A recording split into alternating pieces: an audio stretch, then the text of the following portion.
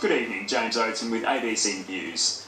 The Northern Territory's new Indonesian Consul says he sees a strong future for Indonesia and Australia in industries like the live cattle trade and has hinted that a new bilateral agreement may be announced soon.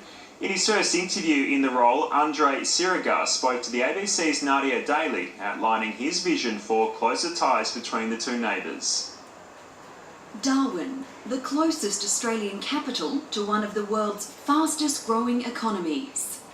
Indonesia's highest official representative in the Northern Territory is new to town, but he's no stranger to Australia or diplomacy. I grew up in Australia. I did my studies in Vaucluse in Sydney. I came back here in 2012 during the state visit of President Susilo Bambang Yudhoyono and the meeting with Prime Minister Gillard. He says the Northern Territory has a special relationship with one of its nearest neighbours. NT in Indonesia is like a natural partner. As Prime Minister Abbott said that we're strong neighbours, but I think NT has an important role to play in really solidifying those relations.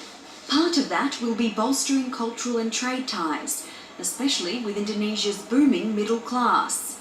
The middle income group is growing very, very fast. We're expecting to have a lot more middle income people, and they spend more on food. That's good news for Australia's cattle industry.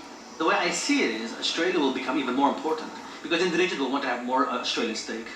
Australia and China recently clinched a free trade deal, and the new consul here in Darwin says 2015 will see new developments in a trade agreement between Australia and Indonesia, and it's already in the works. But I think Ambassador Najib Rifai will be giving us pretty good news in the coming months ahead. He also hopes Indonesia can mend ties with Australia on regional issues like illegal fishing and asylum seeker boats, as well as increasing military cooperation. But first, he's looking forward to settling into life in the territory.